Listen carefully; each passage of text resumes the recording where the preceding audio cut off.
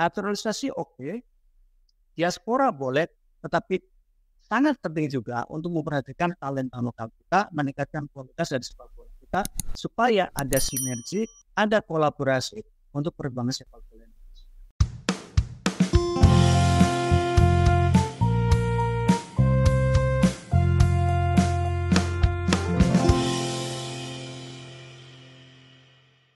Salam perspektif baru untuk Anda, pemirsa acara ini di media sosial YouTube dengan nama akun Perspektif Wimar TV.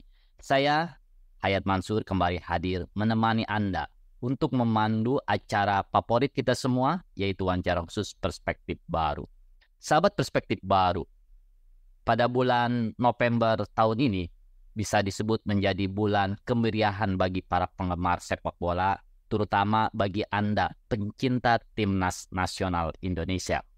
Nah, pada bulan November ini, mereka bisa menyaksikan secara langsung pertandingan internasional pegelaran Piala Dunia usia 17 tahun dan juga pertandingan-pertandingan Timnas Indonesia.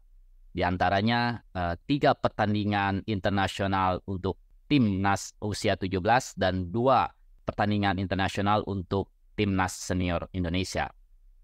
Nah, kita akan membahas mengenai perkembangan Timnas Indonesia ini dengan seorang sportcaster yang cukup senior, yaitu Bung Ma'ruf R-Rumi. Salam olahraga, Bung Ma'ruf. Salam olahraga, Bung.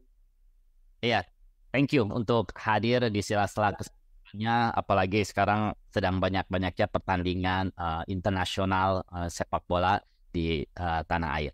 Nah, Bung Ma'ruf, ketika kita berbicara mengenai Timnas dalam katakanlah 4 tahun terakhir, sejak Desember 2019, Timnas Indonesia ditangani oleh pelatih Sintayong atau yang akrab dipanggil dengan STY.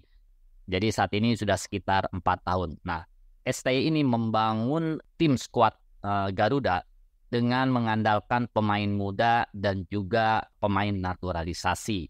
Nah, setidaknya sejak era STY sudah ada 5 pemain naturalisasi. Nah, menurut Anda yang mengamati perkembangan sepak bola Indonesia, bagaimana perkembangan Timnas Indonesia senior di bawah asuhan STY?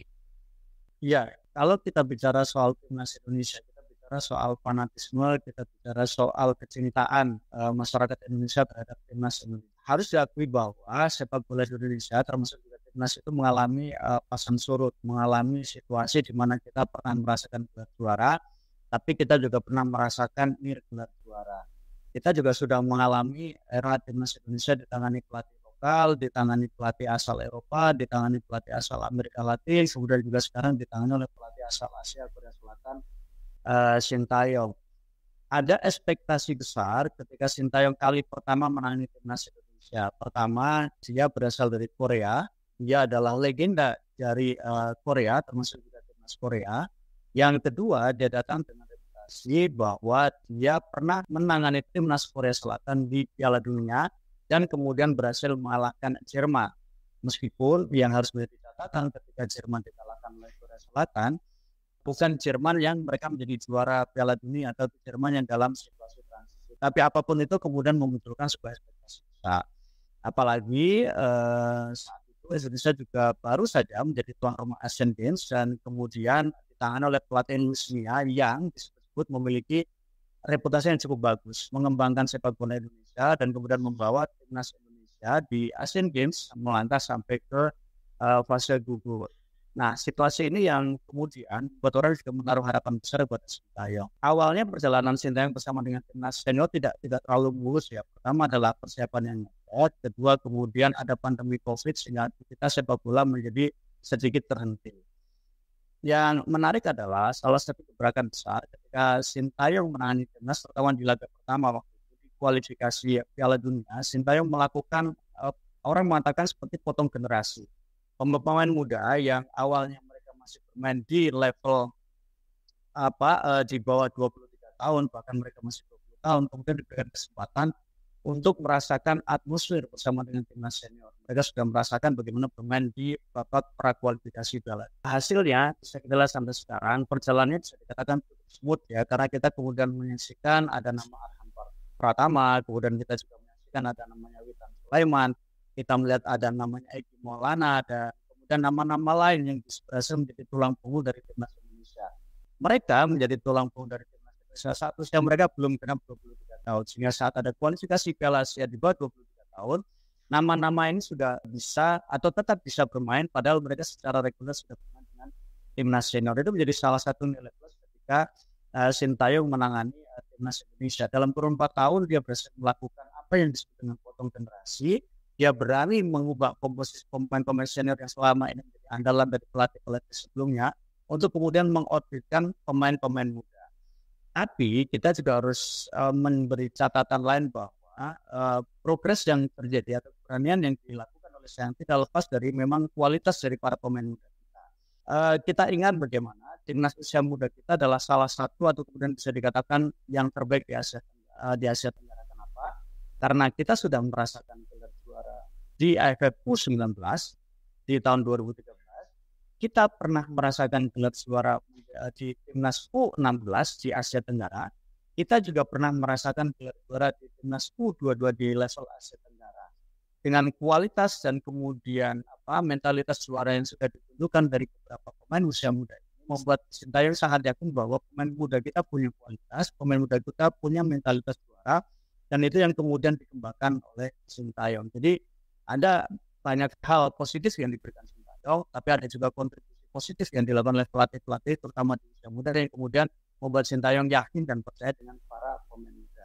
Bung Ma'ruf. Nah, selain tadi oleh Bung Ma'ruf bahwa membangun melalui kualitas pemain muda, juga melalui membangun tim dengan mengandalkan naturalisasi. Nah, bagaimana untuk kualitas pemain naturalisasi yang dilakukan oleh STY ini? Ya, kalau kita melihat bahwa STY sudah melakukan atau kemudian mendatangkan pemain naturalisasi. Kita tahu bahwa ketika seorang pemain datang, entah itu dia pemain lokal atau kemudian pemain naturalisasi atau pemain asing dalam tanda kutip, dia harus punya kualitas, itu satu dan jelas. Dan kualitasnya berarti harus di atas rata-rata pemain lokal. Itu yang paling.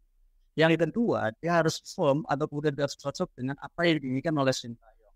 Tidak mungkin seorang pelatih mendatangkan pemain yang kemudian tidak bisa mendukung sistem yang mencoba dibangun atau kemudian tidak bisa mendukung strategi yang diinginkan oleh seorang pelatih. Sebagus apapun seorang pemain, ketika dia dianggap tidak cocok dengan apa yang diinginkan, maka mungkin dia tidak akan menjadi pilihan utama. Tetapi ketika pemain itu dengan kualitas yang diharapkan dan kemudian cocok dengan gaya dari pelatih, terutama dengan Sintayong, maka besar kemungkinan dia akan dipilih dan kemudian menjadi bagian dari timnas Indonesia. Sekarang ini kita tidak lagi bisa menghadap-hadapkan antara pemain lokal dengan pemain asing. Kenapa? Karena dunia sudah terlalu global. Perpindahan manusia sudah terlalu cepat. Sehingga itu yang memungkinkan para warga negara Indonesia bisa berada di negara lain dan kemudian mereka tinggal di negara lain, mereka berasimilasi dengan warga negara lain, bahkan mereka sudah bisa menikah dengan warga negara lain yang kemudian mereka menghasilkan keturunan ketika tidak ada di Indonesia. Salah satu kelebihan dari pemain naturalisasi atau pemain diaspora sebenarnya, karena ini pemain-pemain sebenarnya punya darah Indonesia ini, adalah bahwa mereka pertama mereka pasti punya basic sepak bola. Yang kedua, mereka kemudian merasakan betul bagaimana siklus, bagaimana kultur dari sepak bola yang ada di luar negeri. Kita tidak kemudian mengabaikan bahwa kualitas atau kemudian kultur sepak bola dalam negeri tidak bagus, tetapi kita harus tidak bisa juga menutup mata bahwa kualitas sepak bola di Eropa, kualitas sepak bola di Amerika Latin dalam level tertentu itu berada di atas Indonesia. Bagaimana fasilitasnya, bagaimana kedisiplinannya, bagaimana kualitas dari pelatihnya, bagaimana kualitas dari pemainnya, tentu itu berpengaruh bagaimana cara bermain dari para pemain-pemain yang berada di luar negeri, pemain-pemain diaspora. Ya ketika dia didatangkan ke Indonesia, ketika dia menyandang status sebagai pemain timnas, maka dia adalah pemain yang kemudian bisa memberikan nilai tambah dari kerangka, dari komposisi yang sudah ada di pemain-pemain Indonesia. Karena kan kita lihat juga meskipun ada banyak pemain naturalisasi, total sekarang sudah lebih dari 30 pemain naturalisasi. Kerangka utamanya tetap pemain-pemain lokal. Starternya sebagian besar tetap pemain lokal. Pemain-pemain asing, pemain-pemain naturalisasi itu ditambahkan untuk berupa beberapa lini. Misal lini belakang, karena kita tahu bahwa salah satu kelemahan kita adalah bagaimana kita menghadapi pemain yang secara postur tinggi, secara duel bola atas mereka sangat kuat. Kedua adalah pemain tengah, karena kadang kala bahwa itu kan pemain yang punya kreativitas. Dalam sepak bola tidak hanya persoalan lari cepat, tapi pemain yang kemudian punya kualitas, punya perspektif, dan kemudian dia sangat bisa cerdas ketika membaca permainan. Nah, pemain-pemain ini biasanya cara berpikir itu dibangun ketika mereka bermain di Eropa, karena Eropa kan tidak banyak lari. Barcelona tidak banyak lari, tapi mereka lebih banyak one-two-touch, 1-2 sentuhan kemudian mereka passing dan bergerak. Sama juga misalnya di Brasil dan Amerika Latin. Jadi saya pikir itu yang menjadi alasan kenapa kemudian pemain naturalisasi, pemain diaspora bisa menjadi nilai tambah sehingga kualitas kita menjadi lebih meningkat untuk kemudian mengangkat performa timnas Indonesia supaya lebih kompetitif. Kita tidak bisa lagi bicara hanya level Asia Tenggara dengan kecintaan sepak bola yang luar biasa. Kita harus mulai bicara bahwa level kita sekarang adalah mulai merambah ke Asia, bahkan kita tampil di Piala Dunia. Bung Ma'ruf, sejak timnas ditangani STY atau Sintayong, proyek naturalisasi ini gencar dilakukan. Setidaknya kami mencatat ada 5 pemain naturalisasi di masa kepelatihan STY.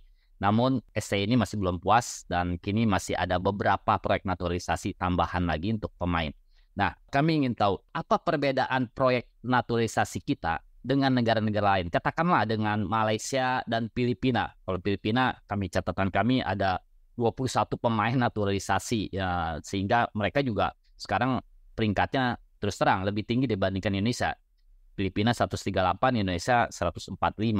Nah, Malaysia juga lebih tinggi. Bahkan Cina juga melakukan proyek naturalisasi. Nah, apa yang membedakan proyek naturalisasi pemain kita dengan negara-negara lain? Sebenarnya sama, tujuan naturalisasi itu di semua cabang olahraga itu adalah tujuan untuk bagaimana mengupgrade kualitas dari timnas di masing-masing. Sebenarnya kan kalau kita bicara naturalisasi Indonesia kan bukan hanya terjadi di sepak bola, basket pun melakukan naturalisasi dan kita kemudian bisa memetakan catatan rekor kita pernah mendapatkan medali emas SEA Games di SEA Games tahun lalu dan kita kemudian berhasil mengalahkan Filipina karena ada kehadiran pemain-pemain atlet. Sebenarnya tujuan naturalisasi adalah bagaimana bisa mengupgrade kualitas dari timnas dan kemudian menjadi lebih kompetitif dengan negara-negara lain. Jadi itu tujuan utamanya. Ketika Malaysia misalnya melakukan naturalisasi juga sama. Awalnya Malaysia adalah salah satu negara yang kemudian sangat dalam tanda kutip tidak terlalu setuju dengan naturalisasi. Karena menurut mereka bagaimana memberikan kesempatan kepada para pemain lokal untuk bisa berkembang dan membela negaranya. Tapi realitas tidak bisa dibohongi bahwa pertama banyak juga warga negara Malaysia yang mereka tinggal di Inggris. Artinya bahwa itu kemudian juga ada potensi untuk bisa mendatangkan pemain-pemain keturunan yang kemudian bisa membela timnas Malaysia. Nah, kalau kita bicara spesifik dari Filipina itu ada beda sebenarnya. Filipina kan mengenal istilah dua warga negaraan kalau saya salah, sehingga mereka bisa dengan mudahnya mendatangkan pemain-pemain tanpa harus ribet-ribet dengan istilah naturalisasi. Berbeda dengan Indonesia. Indonesia itu kan ada regulasi. Pertama bahwa Indonesia hanya mengenal single satu warga negara. Jadi harus memilih, mau memilih Indonesia atau mau memilih negara lain. Jadi tidak bisa istilah double warga negara. Sehingga itulah yang kemudian agak memunculkan perdebatan. Perlu nggak sih naturalisasi? Karena rentetannya menjadi lebih panjang. Lebih panjang kenapa? Karena ketika memilih warga negara itu kan harus ada proses pengajuan, harus ada proses di DPR juga, kemudian harus ada proses pembacaan sumpah, ada proses istilahnya pemberian status warga negara, baru kemudian dia bisa bermain untuk timnas Indonesia. Jadi gimmicknya menjadi lebih panjang dibandingkan dengan negara seperti Filipina. Prosesnya akan lebih dramatis dibandingkan dengan negara-negara lain. Nah, kalau kita bicara China juga sama, mereka melakukan hal yang sama naturalisasi karena China sudah melakukan banyak hal untuk membangun sepak bola. Mereka mendatangkan mereka membangun liga mereka dengan berdasarkan pemain-pemain Eropa yang masih dalam masa produktif. Mereka mempunyai kualitas tertutup tim-tim lokal mereka yang kemudian bisa menjadi salah satu raksasa di Asia, di kompetisi Asia. Tetapi timnas mereka tidak bisa bicara banyak, mereka tidak bisa menembus Piala Dunia.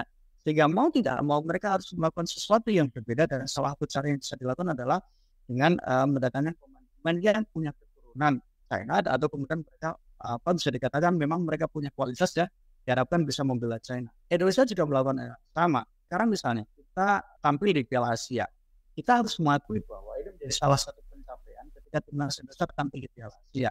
Tetapi kan level Piala Asia itu menjadi berbeda dengan levelnya Piala AFF, sehingga dibutuhkan nilai tambah, dibutuhkan pemain yang punya kualitas lebih untuk bisa membantu performa timnas Indonesia supaya tidak menjadi bulan-bulanan, supaya tidak pulang dengan tangan hampa. Disitulah kebutuhan dari pemain-pemain naturalisasi.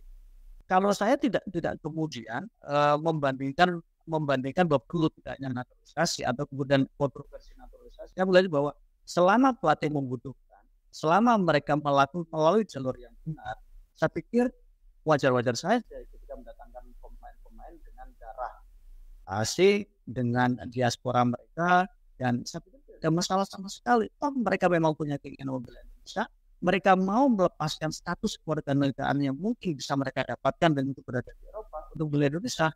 Itu sudah sebuah nilai plus, artinya mereka punya nasionalisme, mereka punya keinginan, mereka punya kecintaan kepada Indonesia sehingga mereka mau melepaskan potensi untuk bisa menjadi warga negara lain, termasuk menjadi warga negara. Tidak masalah. Saya juga setuju tidak masalah adanya pemain naturalisasi ya, karena mereka juga sudah memberikan itikat yang baik. Nah, tapi ketika kita lihat hasilnya, nah dengan saat ini STY punya 5 pemain naturalisasi di eranya dia, kita memang satu catatan prestasi yang sangat bagus ya, saya catat bahwa kita lolos ke putaran Asia itu untuk 3 kelompok, timnas senior, usia 23 dan usia 20. Dan itu melalui babak penyisihan ya, bukan sebagai tuan rumah. Itu sebagai prestasi sekali yang sudah lama belum kita capai. Namun ketika kita lihat di babak penyisihan kualifikasi untuk Piala Dunia 2026 dengan 5 pemain naturalisasi, ternyata seperti Bung Ma'ruf bilang, kualitas kita masih belum bisa mengimbangi tim-tim papan atas Asia gitu loh. Ya, katakanlah kita babak belur ya, kita 5-1 sehingga banyak pendapat-pendapat bahwa kita butuh pemain naturalisasi tambahan, nah gitu kan. Apakah menurut Bung Ma'ruf jika ada pemain naturalisasi tambahan, nah siapa saja yang harus masuk dan di sektor mana pemain tambahan naturalisasi tersebut? Kalau sekarang yang kita dengar sekarang ini adalah langkah dari PSSI yang baru mengumpulkan bank data terkait dengan pemain Indonesia, pemain diaspora Indonesia yang berada di luar negeri, yang kemudian mereka punya potensi untuk bisa direkrut atau kemudian bisa diambil menjadi bagian dari timnas Indonesia. Kalau kita bicara referensi kekalahan menghadapi Irak di kemarin dengan skor cukup telak ya 1-5, dan Irak kita akan menjadi lawan Indonesia nanti di fase grup untuk Piala Asia bersama Jepang, menjadi indikasi bahwa memang tim kita butuh upgrade, entah itu upgrade secara kualitas atau kemudian upgrade juga secara mentalitas. Kalau kita bicara kualitas, jelas terlihat betul di lapangan bagaimana kita masih tidak bisa mengimbangi permainan dari Irak. Masih ada gap yang lumayan lah, gap yang cukup menganga antara timnas Indonesia dengan timnas Irak. Kemudian kualitas kita juga sama. Kita bisa dikatakan bahwa pemain kita masih belum begitu terlihat kompetitif. Tetapi apakah kemudian menjadi indikasi bahwa pemain kita membutuhkan pemain naturalisasi tambahan? Kalau kita bicara dari sisi shortcut bisa jadi ya kita membutuhkan pemain yang mungkin bisa menambahkan nilai plus, nilai positif untuk timnas Indonesia. Tapi kalau kita bicara dalam perspektif persiapan, maka ini seperti menjadi sebuah awal evaluasi setelah kita ditimpa oleh euforia kita lolos Piala Asia di senior, euforia setelah kita lolos Piala Asia U23, itu menjadi bagian dari bahwa membuat persiapan kita menjadi tidak terlalu matang, membuat kita menjadi masih di awal-awal, sehingga ketika menghadapi tim seperti Irak kita masih kaget-kaget. Kita ternyata belum sepenuhnya siap untuk berada di dalam lapangan sehingga kita belum kekalahan. Ini menjadi bagian dari evaluasi karena memang bisa dikatakan Piala Dunia atau kemudian tampil di putaran final Piala Dunia belum sepenuhnya menjadi tujuan utama. Ini lebih bagaimana mempersiapkan tim ini untuk kemudian bisa lebih baik, kemudian lebih siap ketika nanti di Piala Asia. Sehingga bagian dari evaluasi. Nah, kalau kemudian bicara pemain timnas di posisi mana pemain-pemain yang dibutuhkan, sejujurnya mungkin salah satu handicap dari pemain kita adalah di lini depan kita. Kita belum mendapatkan pemain yang kemudian punya kualitas bagus ketika tampil di menghadapi lawan yang kualitasnya adalah serata. Pemain depan kita opsinya terlalu sedikit. Memang ada beberapa misalnya pemain asing yang sekarang berada di Indonesia yang mereka bermain di Liga 1, tapi kemudian tidak bisa menjadi garansi bahwa mereka bisa kompetitif ketika tampil di level seperti Piala Asia atau bahkan di prakualifikasi Piala Dunia. Sehingga pemain depan menjadi salah satu kebutuhan. Siapa yang dibutuhkan? Saya pikir Sintayong dan Thailand yang mengetahui pemain-pemain yang menurut mereka pertama punya darah Indonesia, kedua mereka punya minat membela Indonesia, dan ketiga mereka memang punya kecintaan pada Indonesia sehingga mau melepaskan status kewarganegaraan mereka di negara tempat mereka tinggal dan di negara di mana mereka sekarang sedang mencari nafkah mereka. Karena kan kalau senior mereka harus melepaskan kewarganegaraan mereka, sehingga itu pasti butuh proses, butuh pemikiran yang cukup panjang. Ditambah lagi menurut saya adalah di penjaga gawang. Saya pikir penjaga gawang menjadi dibutuhkan karena ini menjadi posisi yang sangat krusial, menjadi pemain terakhir yang bisa menjadi selamat. Penjaga gawang menurut saya bukannya mengabaikan bahwa penjaga gawang kita kurang bagus secara yang ada, tapi kalau kita melihat misalnya penampilan kemarin ketika menghadapi Irak, dari 3-4 tembakan on target yang dilakukan oleh Irak, 4-4-nya masuk, hampir tidak ada penyelamatan.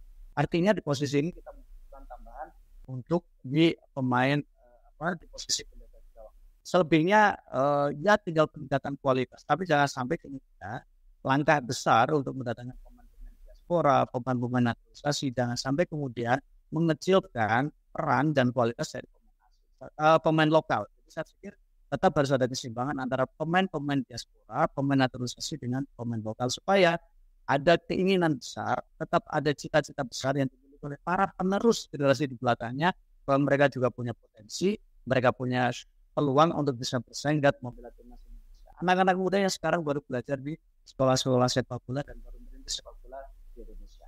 Oke, Bung Ma'ruf, saat ini kan sedang dalam proses naturalisasi sedikitnya 7 pemain ya, dan mereka semua dari berbagai sektor. Ada penjaga gawang, ada pemain belakang, ada pemain tengah, dan juga ada pemain depan striker seperti Ragnar Orad-Mahmud.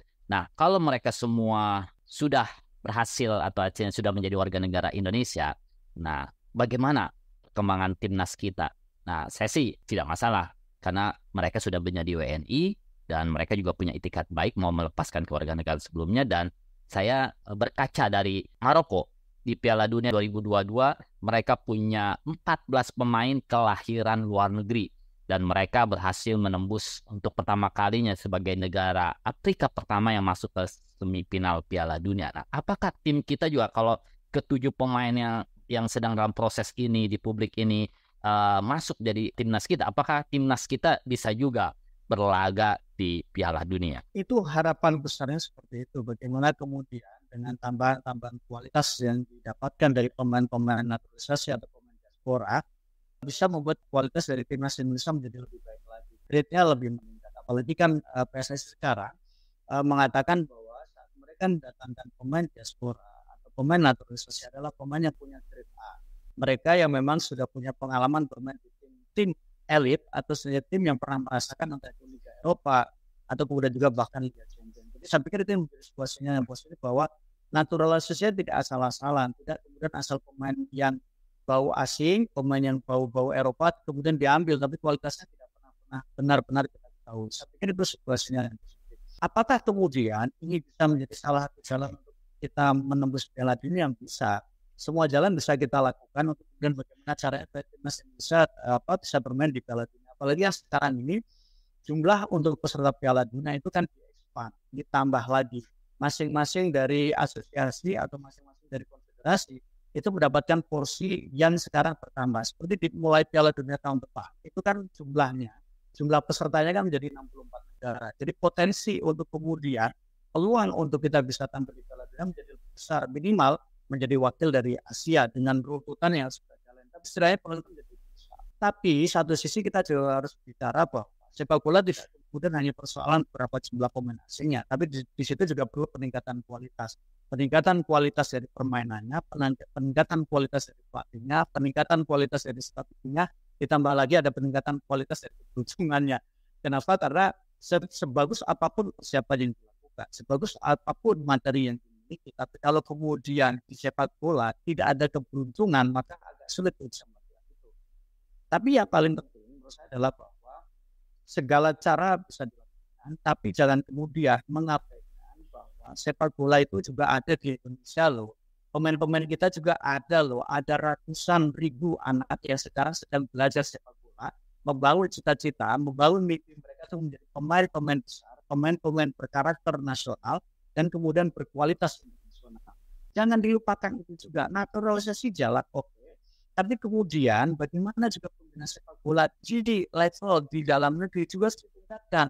Peningkatan kualitas pelatihnya di level SSB, peningkatan sarana prasarana untuk pemain-pemain muda kita, peningkatan dari kurikulum yang kita miliki, kurikulum sepak bola kita, peningkatan dari jaminan masa depan untuk atlet-atlet kita, sehingga ketika mereka terjun di sepak bola, di olahraga, mereka bisa fokus, mereka bisa nyaman. Jadi naturalisasi adalah jalan lain, tetapi peningkatan kualitas sepak bola Indonesia juga jalan yang harus tetap dilakukan. Jangan kemudian asal panen, asal impor, tapi kemudian kita tidak membangun bibitnya. Kerangkanya harus tetap berada di Indonesia. Fondasinya tetap harus dibangun berdasarkan dengan sepak bola kualitas Indonesia. Sehingga disitulah perlunya peningkatan fasilitas, perlunya peningkatan kualitas pelatih, perlunya peningkatan stakeholder sepak bola Indonesia, perlunya peningkatan dari bagaimana struktur dari sepak bola Indonesia supaya bisa menghasilkan pemain yang punya kualitas, menghasilkan pemain yang bisa berkompetisi secara besar kepada timnas Indonesia. Jadi harus ada kombinasi sehingga tidak ada pecah-pecahan antar bosan naturalisasi saya berada di Eropa, sementara kamu dari sini. Tidak bisa, tetap harus ada sinergi. Naturalisasi oke, diaspora boleh, tetapi sangat penting juga untuk memperhatikan talenta lokal kita, meningkatkan kualitas dari sepak bola kita, supaya ada sinergi, ada kolaborasi untuk perkembangan sepak bola. Oke, yang terakhir nih, Bung Ma'ruf. Nah, kalau saya sih melihat bahwa kualitas pemain kita yang berkompetisi di negeri ini masih kalah kualitasnya dengan pemain-pemain dari naturalisasi, termasuk yang 7 akan dinaturalisasi. Dan ke depan, saat mungkin belum meningkat kualitas pemain kita yang berlaga di kompetisi lokal, mohon maaf karena kalau menurut saya naturalisasi mereka udah menjadi WNI ya berarti sudah jadi pemain Indonesia juga. Saya nggak. Nah, selama belum naik kualitasnya, kalau saya pribadi tidak akan mempermasalahkan, mungkin pendengar atau pemirsa banyak yang mempermasalahkan bahwa timnas kita diisi oleh semua pemain yang berasal dari naturalisasi atau pemain diaspora dan sebagainya. Nah, Bung Ma'ruf sendiri gimana? Selama mereka menggunakan logo Garuda di dada, selama mereka menyanyikan lagu Indonesia Raya, maka sesungguhnya mereka adalah pemain timnas Indonesia. Saya tidak membantah itu, saya tidak mendebat itu. Jadi yang paling penting adalah bahwa siapapun yang memang membela Indonesia, maka dia patut didukung dan dia layak untuk diberikan dukungan. Berasal dari manapun mereka, berasal dari latar belakang manapun mereka, tetap mereka harus kita dukung karena mereka bernama Indonesia. Tetapi jangan sampai kemudian ketika naturalisasi itu seperti melupakan, meninabuhkan tugas dari PSSI, tugas dari asosiasi provinsi, bahwa ada anak-anak negeri, ada anak-anak lokal, ada anak-anak yang bisa jadi menjadi tetangga kita, menjadi saudara kita yang sekarang membangun cita-cita sepak bola dengan belajar sepak bola di Indonesia. Jadi naturalisasi kemudian diaspora oke. Tapi jangan itu kemudian membuat tugas utama untuk mengembangkan sepak bola, mengembangkan kompetisi, kualitas kompetisi, mengembangkan kualitas football academy, mengembangkan kualitas dari pemain-pemain kita. Itu tetap harus dijalankan juga. Jadi ada keseimbangan. Supaya apa? Jangan dikit-dikit naturalisasi. Jangan dikit-dikit naturalisasi. Tapi ada tanggung jawab utama dari federasi adalah mengembangkan sepak bola di dalam. Dan itu bisa disinergikan. Mendatangkan pemain lebih mudah dibandingkan dengan membangun pemain-pemain dari kualitas lokal. Kalau sekarang kualitasnya belum bisa, ya berarti harus ada federasi yang campur tangan untuk membangun kualitas pemain-pemain lokal kita. Supaya apa? Mereka sejajar. Tapi pemain-pemain lokal kita juga ketika bahwa ada pemain-pemain yang diharapkan, mereka bisa mengupgrade kualitas mereka supaya mereka bisa kompetitif. Jangan selalu meminta privilege dengan istilah bahwa saya anak itu, tapi kemudian mereka tidak mengembangkan kualitas mereka. Jadi ada keseimbangan dari sisi federasi, ada keseimbangan dari sisi pemain supaya mereka punya motivasi untuk punya kualitas, tapi juga ada kebijakan yang membuat para pemain kita juga sama-sama punya kesempatan sama besar untuk membela timnas Indonesia. Tapi selama dia membawa logo Garuda di dada, selama dia menyanyikan lagu Indonesia Raya, maka dia adalah Indonesia, dia wajib dan perlu untuk didukung untuk mengibarkan bendera Indonesia jauh lebih tinggi di pentas dunia. Oke, terima kasih Bung Ma'ruf. Sebagai penutup, saya bawahi bahwa kita harus tetap dukung timnas kita dari manapun asal pemainnya. Yang penting mereka tetap mendukung atau memakai logo Garuda di dadanya dan juga mengibarkan bendera merah putih. Dan juga yang terpenting kita juga harus dukung upaya-upaya federasi untuk meningkatkan kualitas pemain kita yang berkompetisi di dalam negeri. Terima kasih, sampai jumpa di wawancara perspektif baru berikutnya.